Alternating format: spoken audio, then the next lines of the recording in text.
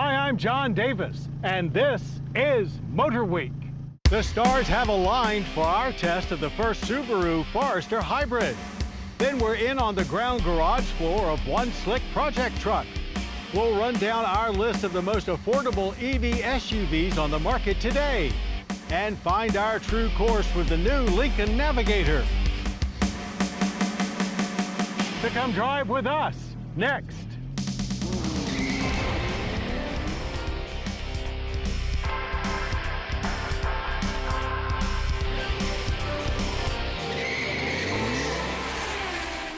MotorWeek, 45 years steering you in the right direction. MotorWeek is proudly sponsored by Auto Value and Bumper to Bumper, a nationwide network of stores and shops providing major brand auto and truck parts and service from coast to coast and in your local community. Service is the difference. We get it. Learn more at autovalue.com and bumpertobumper.com. We're Tire Rack. We test tires and share our results. We stock over 1 million tires. We offer multiple installation options. We do this because we believe tires matter. TireRack.com. To this point, Subaru has been a relatively minor player in the hybrid game. But adding a hybrid option to their wildly popular Forester shows that's about to change. So let's find out what the Forester Hybrid has to offer greener-minded Subaru buyers.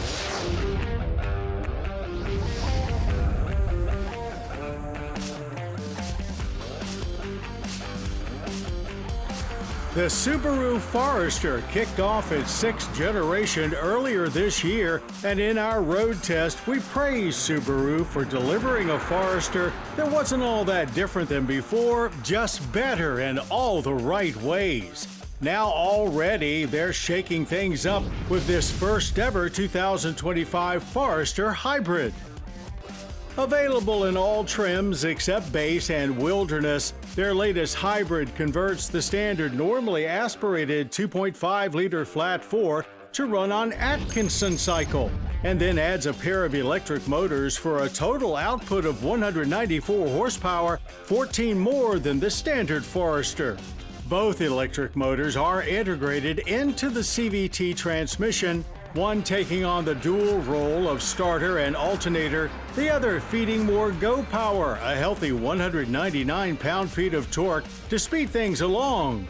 In the process of integrating the electric motors, Subaru has also replaced the CVT's belt and pulleys with a set of actual planetary gears, leading to a big improvement in operation and feel. So this is not only their best hybrid powertrain to date, but Subaru's quietest and most polished powertrain ever. Transitions are very smooth, and Subaru has also included some additional sound deadening. Government fuel economy ratings are 35 city, 34 highway, and 35 combined, a jump of 6 over the most efficient non-hybrid. We averaged a spot-on 34.7 miles per gallon of regular. That makes for a much better than average energy impact score using 8.5 barrels of oil per year while emitting 4.2 tons of CO2. All-wheel drive is of course included. Though mostly the same mechanical setup as before, it remains one of the best AWDs for getting through winter weather. We got our first taste of Subaru's all-wheel drive abilities in our very first season of MotorWeek with a road test of this bedazzled GL wagon, and of course put the first Forester through its paces when it arrived 15 years later. Just as in the original, the current Forester feels incredibly spacious inside and not just roomy in the seats. With all the visibility around the vehicle and the huge sunroof, you always feel like you're in the elements while still being protected from them. That vibe carries over to the rear seats too. An 11.6-inch portrait-style touchscreen is standard for multimedia with navigation, and there are a few unique features for the hybrid, including a 12.3-inch digital gauge display. Subaru always packs in plenty of standard safety, and you could argue that modest acceleration is one of their longest-running safety features. There is a little more pep in the hybrid step on takeoff, but also more weight to move down the track. We hit 60 in 8.1 seconds, a tenth quicker than the non-hybrid Forester Sport we tested a few months ago, and completed the quarter mile in 16.2 seconds at 87 miles per hour. The suspension has been retuned, not for sporty reasons, but more to manage the additional weight and provide the same soft but stable overall experience. Brakes were strong, triggering some aggressive nosedive, but 112-foot stops from 60 we rate as good. Pricing starts with premium trim at $38,015, which is about $3,000 over a non-hybrid premium. Even with its extra cost and heft, a 25% boost in fuel economy is probably reason enough to get on board with the 2025 Subaru Forester Hybrid. Now factor in the additional features and the extra pep, it all adds up to going hybrid being the smartest Forester choice.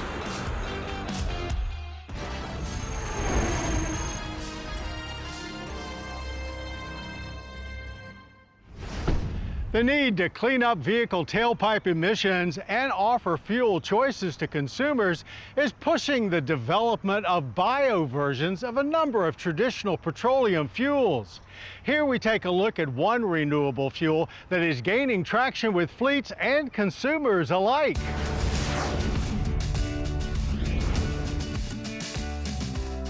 Propane autogas has been a reliable alternative fuel choice for decades and is especially beneficial for school bus and other transport fleets where lower emissions from the tailpipe translate into cleaner air for passengers inside the vehicle, especially when compared to diesel.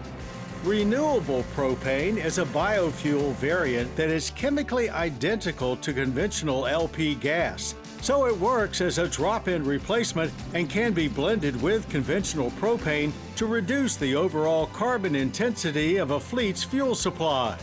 Renewable propane is typically produced as a byproduct of renewable diesel and sustainable aviation fuel, made from plant and vegetable oils, animal fats, or used cooking oil. But a promising new technology is looking to create renewable propane from waste CO2. There we have a virtually unlimited feedstock, a relatively easy chemical transition, and their final product is so useful whether it's for your grill, for a school bus, or for your home. I do believe long-term consumers, governments around the world are going to demand renewable fuels. They want a lower carbon solution. The state of Virginia encourages the use of these fuels and recently awarded a contract to provide its school districts, transit systems, and other government fleets access to propane and renewable propane. James Madison University in Harrisonburg, Virginia, runs 40 propane vans and trucks as part of their campus operations and has just committed to using a 20% blend of renewable propane across the board. In the Virginia State Autogas contract, which many fleets are riding off of currently, there is a option to purchase renewable propane, and the adder per gallon for renewable over conventional is only 38.5 cents. So still at $2 a gallon for renewable propane, you've got a cost-effective solution to reduce your transportation costs as well as lowering carbon intensity. We recently attended the ribbon cutting for a new public access propane station near the Richmond, Virginia airport. This one dispenser will support 10 new propane school buses recently purchased by Henrico County, as well as other propane vehicle fleets in the area. Infrastructure availability and location is a key factor for many fleet managers considering a move to alternative fuels. So stations like this one open up new opportunities for companies like Park & Go, which operates primarily near airports. And adding a renewable fuel to the mix of offerings gives vehicle owners the power to choose the best fuel for themselves. There's a great interest as far as renewable. This site that we're at today will ultimately offer both conventional and renewable. Okay, that's our model, or our end goal, I suppose, is to have similar to the gasoline dispensers where you've got a regular unleaded and then a premium, okay? We'll do the same, but with conventional propane as well as renewable propane autogas. At the pump, propane is typically 75 cents to $1 cheaper per gallon than gasoline. The fuel savings and reduced maintenance afforded by using propane versus gasoline also holds big appeal to small businesses like landscapers, for whom equipment maintenance and fuel costs have a major impact on the bottom line. So you could say the environmental benefits of using a renewable fuel make the grass that much greener. More often than not, we see a project car when it's no longer a project. But today we're getting a sneak peek at a future SEMA build from our own Dan Maffett on MotorWeek's Your Drive. I think everyone has that project that they're going to get to. It ends up in their backyard, it moves around a little bit. And that was the same story for my friend Paul. That's his truck he had since brand new here. Now, he unfortunately came down with cancer and couldn't fulfill the project that he wanted to do. So he asked us to take it on and bring it to its former glory. Well, when we went to go pick it up, our dreams of restoring it were kind of shattered as we tried to pull it out of the field, and it just about broke in two. So we decided to go the show car route and build this for SEMA 2026. And we're gonna go with a 100% aftermarket build. So everything you see here next to me is 100% out of a catalog. So as you see at the front here, we have a custom hood slant nose style from the earlier C10s, now sitting on a 70. The great thing about ordering these parts aftermarket is you can get custom parts. So I knew I wanted a cowl hood, I knew I wanted louvers in the hood for heat extraction, but I did not know until I went to go order that you can get them slant nose and other variations. Moving up to the cab, one of the most things you do when you go to a show is you see the firewalls are smooth. All the extra holes and seams are all smoothed out. We ordered this cab with those modifications done already. Same thing with the back seat. We got rid of the gas tank, got rid of the gas door that usually is on the side. So we saved ourselves a couple weeks of metal work and body work by ordering it that way. Now it doesn't stop there. If you move to the back of the truck, the bed is also ordered out of the catalog. So the entire bed floor has been narrowed 4 inches over the wheel tubs. So the wider wheel tubs allow us to run a narrow rear with bigger tires. Now there's always going to be a debate on restoration, customization, and something like this that is a full custom aftermarket build. It's going to draw a lot of people to think that it's not what it once was. Well, that's really the goal. The restoration market is always about preserving and maintaining what's there. The customization market is always about expression, customizing what's there to make it better than it ever could be. Maybe installing new ideas and making something that's even better than it was. And having the creativity and freedom to do something like this is unmatched to me. It's where I really love to dive into. So be sure to look at this on the show circuit at SEMA 2026. And if you have any questions or comments, hit us up right here at MotorWeek. One of the biggest remaining obstacles that full battery electric vehicles need to overcome is bringing costs down. Well, that's actually been happening quicker than most of us realize, especially when it comes to sport utility vehicles. Not convinced? Well, here's our list of EV SUVs that sticker for less than 50 grand. Even we were surprised at just how many moderately priced fully electric SUVs are currently on the market. So we had to narrow things down a bit and have included only the fully electric utilities at the time this goes on the air that come with all-wheel drive for under $50,000, including destination but excluding any remaining government incentives. That left us with 11 choices. Our alphabetical rundown begins with the Chevrolet Blazer EV, starting at $49,095. For that money, you get a 283-mile range and one of the sportiest looking sport utes regardless of power. And that's not the only Chevy on our list, with the all-wheel drive Equinox EV starting at just $38,295, the least expensive ride in this roundup. It actually travels even farther than the Blazer on a full charge, rated for 307 miles. One of the big reasons why it is MotorWeek's 2025 Driver's Choice Best of the Year winner. Ford's Mustang Mach-E was one of the first all-electric utilities to come in under $50,000, and just $42,990 gets you 240 miles of range. Even that base E-Stang packs plenty of performance, as well as ensures the Mustang name will carry on no matter where the auto industry is headed. A luxury brand has even made our list, the $48,795 Lexus RZ, getting 220 miles of range. Their first full EV may be more of a toe-in-the-water approach than a full plunge into the pool, but it certainly gives Lexus buyers an option that won't disappoint. The Mini Countryman SE All-4 is only available with all-wheel drive, starts at $46,375 and delivers 212 miles of range. Everyone will know it's a Mini when they see it coming, and it'll put a smile on your face every time you drive it. Nissan, the brand that brought EVs mainstream with the Leaf, has announced that U.S. sales of their funky-looking Aria utility will soon end. But in the meantime, $45,265 will get you an all-wheel drive version with 205 miles of range, along with a very premium feel.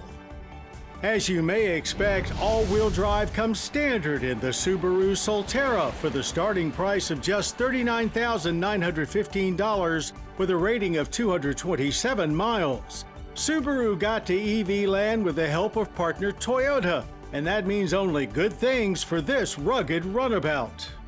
Tesla's Model Y is not only a great-selling EV, it has been one of the best-selling vehicles in the U.S. over the last few years and remains available with all-wheel drive for $48,990. It's also the range champ of our rundown, rated for 311 miles. Toyota's lone EV SUV has only been on sale for 2 years, but has already gone through an identity crisis. Arriving for 2023 as the BZ4X, it's now known as just the BZ. But the good news is you can still pick up an all-wheel drive version for $41,350 and drive 228 miles before charging. VinFast may be an unfamiliar name to many of you, but this up-and-coming Vietnamese brand has big plans for the U.S. market, and their $41,100 VF8 is a big part of it. All-wheel drive is standard with a rating of 256 miles. Finally, Volvo, no stranger to electric vehicles, offers the EX30 with a 253-mile range for $46,195. It may be a compact ute, but it packs a full cargo of Swedish style and sensibilities, along with a much greater than expected quotient of performance. So while it is true the push to force the auto industry to go full battery electric has now become more of a prod, be aware that there are many more affordable family-friendly EV SUV options arriving quickly. If there's been one constant over the 27 years that the Lincoln Navigator has been strutting the streets, it's that no matter how much luxury Lincoln packs into it, there always seems to be room for more. So time to find out if Lincoln's latest sanctuary on wheels truly delivers a flagship's level of lavishness.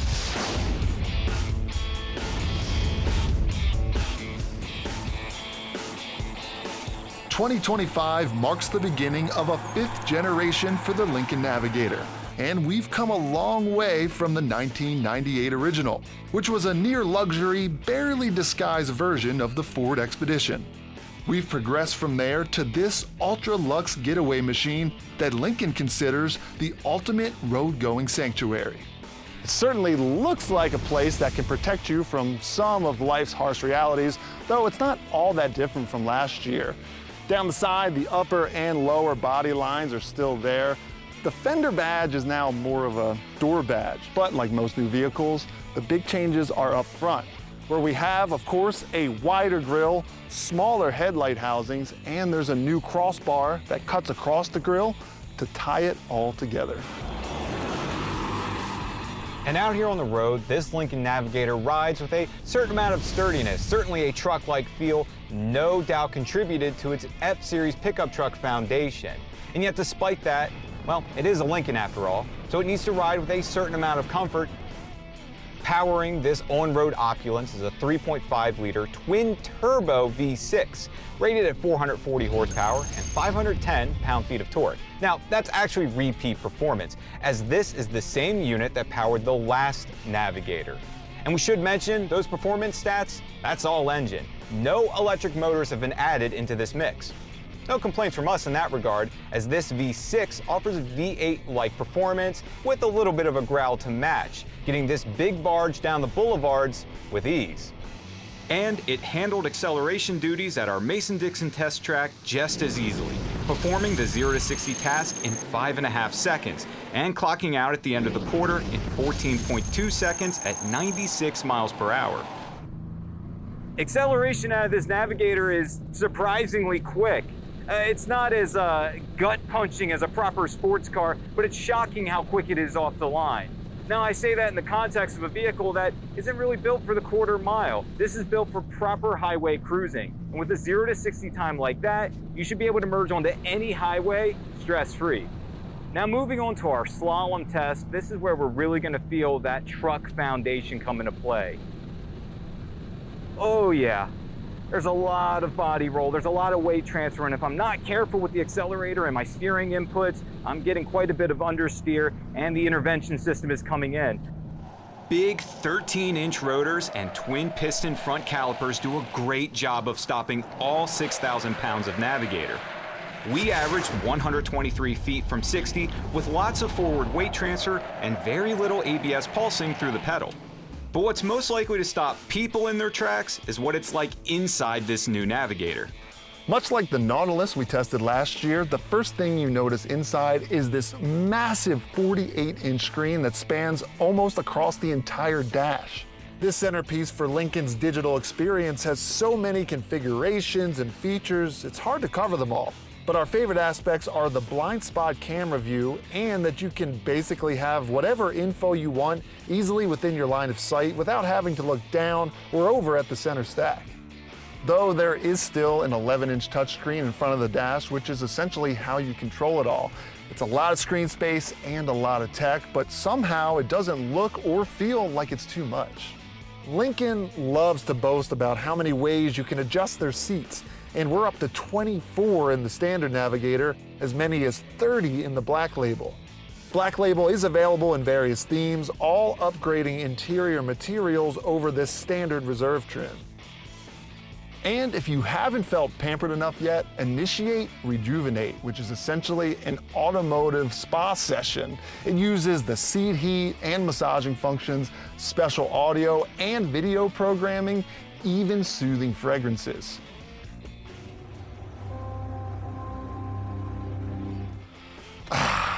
That was nice. Now where was I? Oh yeah, the oval-shaped steering wheel. It's kind of weird looking, but it does help with screen visibility. And you've got these track pads here on either side that you actually use to change the steering wheel tilt, telly, and position. In the second row, a bench is standard, though we suspect most people will opt for these captain's chairs. They're heated and massaging. A 3-place bench is also standard in the third row and is plenty roomy, even for adults. Cargo space is up over last year, but how you access that cargo is an even bigger deal. In back, there's a new split gate, which not only helps when loading those bulky items, but it's also a tailgate, so you can, tailgate. Though we're thinking more Ivy League football than NASCAR. All right, let's go sports. Pricing starts with this reserve trim at $102,190. Black Labels at $119,190. And as before, an extended wheelbase Navigator L is also available. Lincoln is hoping this 2025 Navigator will chart a course that leads to an increase in sales. And voyaging into the vast sea of big SUVs with this much luxury, technology, capability, and style is certainly a good way to inspire more people to seek refuge in this sanctuary on wheels. Well, that's our show. I hope you enjoyed it. Now, for more Motor Week, including daily news updates, podcasts, and even complete episodes, cruise on over to pbs.org/MotorWeek. And I hope you'll join us next time when we unlatch two Volkswagen hot hatches, the Golf GTI and Golf R, followed by an unassumingly fast Volvo, the EX30. Till next time, I'm John Davis. We'll see you right here on Motor Week. To learn more about MotorWeek, television's original automotive magazine, visit pbs.org/MotorWeek. The MotorWeek app, which includes our latest reviews and feature stories, is now available for mobile devices. MotorWeek is proudly sponsored by Auto Value and Bumper to Bumper, a nationwide network of stores and shops providing major brand auto and truck parts and service from coast to coast and in your local community. Service is the difference. We get it. Learn more at autovalue.com and bumpertobumper.com. We're Tire Rack. We test tires and share our results. We stock over 1 million tires. We offer multiple installation options. We do this because we believe tires matter. TireRack.com.